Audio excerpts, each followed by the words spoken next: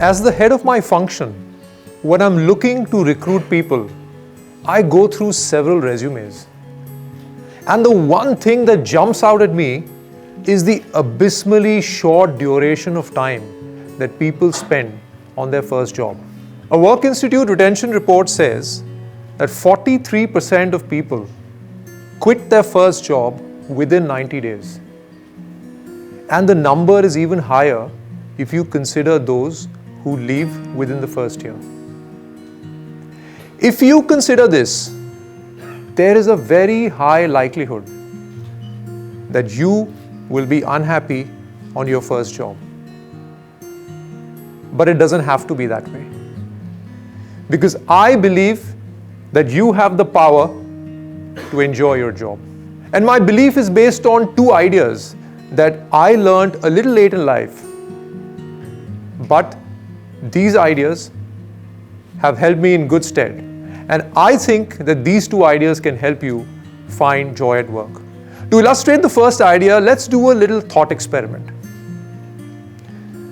It's placement week on campus, and after several rounds of presentations, group discussions and interviews, you have 3 job offers.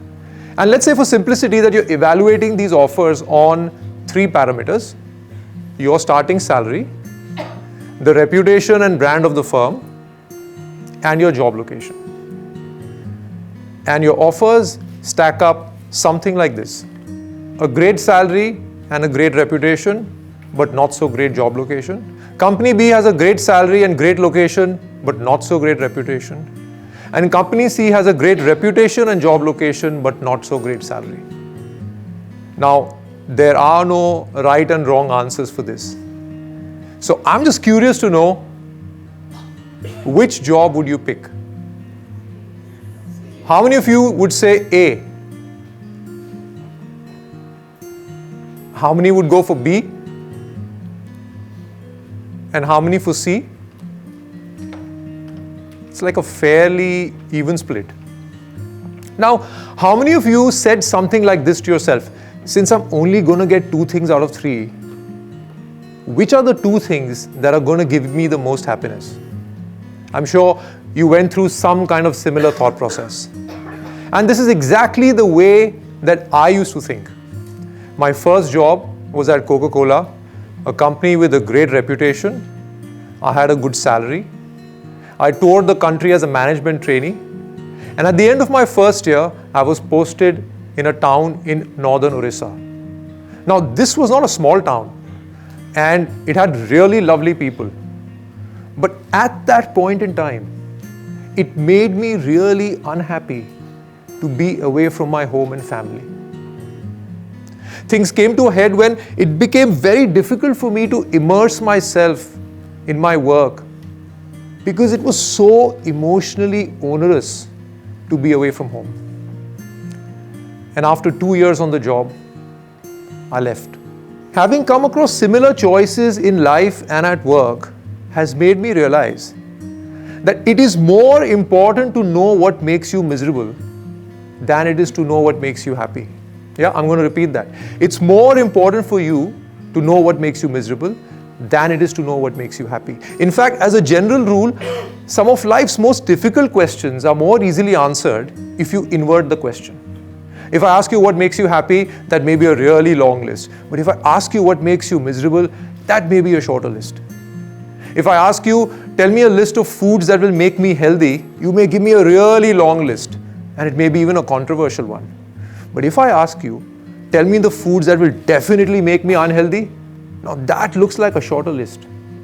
And there are greater chances that if I keep away from those foods, I may do better on health than if I were to comply with that really long list. In fact, the great detective Sherlock Holmes alluded to this mental model when in The Sign of 4 he said, if you remove the impossible, what remains, no matter how improbable, must be the truth. So the first idea that I'd like to share with you is, know what will make you miserable and stay away from it. Now, if you pay heed to this idea, chances are that you will avoid the jobs that will make you really miserable.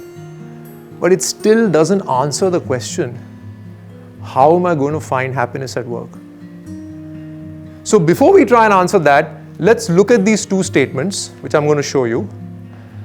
And let's see if you agree with any one of them. As far as my work and career go, I'm not sure what I want to do next. Or, as far as my work and career go, I'm not sure that what I want today won't change in the future.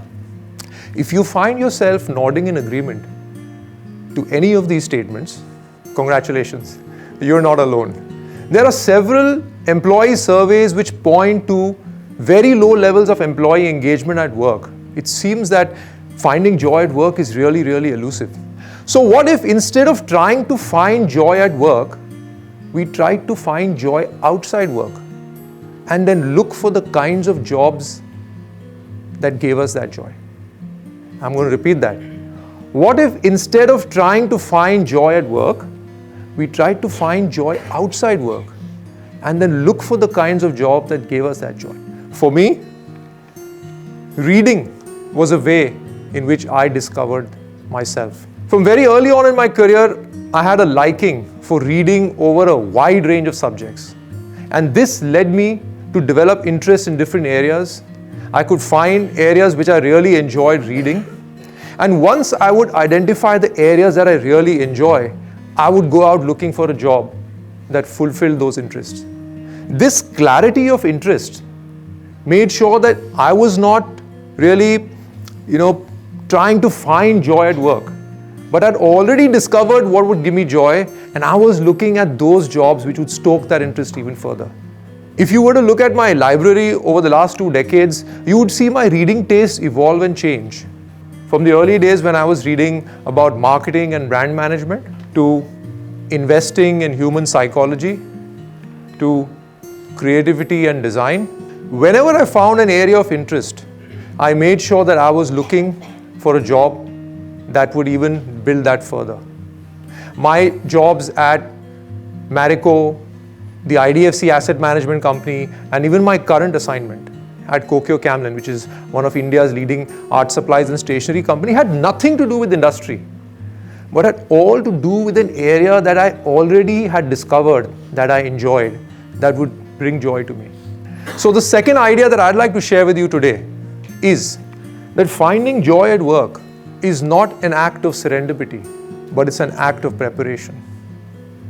For me, that preparation was reading. For you, it could be something else. It could be a hobby, or it could be meeting people from different walks of life, whatever works for you. But always remember that finding joy at work is preparation and not good luck. Now, if you look at these two ideas, which is staying away from what makes you miserable and preparing for what gives you joy, you will realize that these two ideas are like yin and yang. If you were to adopt these ideas, you will set in motion the flywheel which we call joy at work. And the beautiful thing about being joyous at work is that ultimately it is never restricted to work. It will flow into the other areas of your life, enriching it, enriching your relationships, enriching your friendships, giving you a sense of well-being, and making life worth it.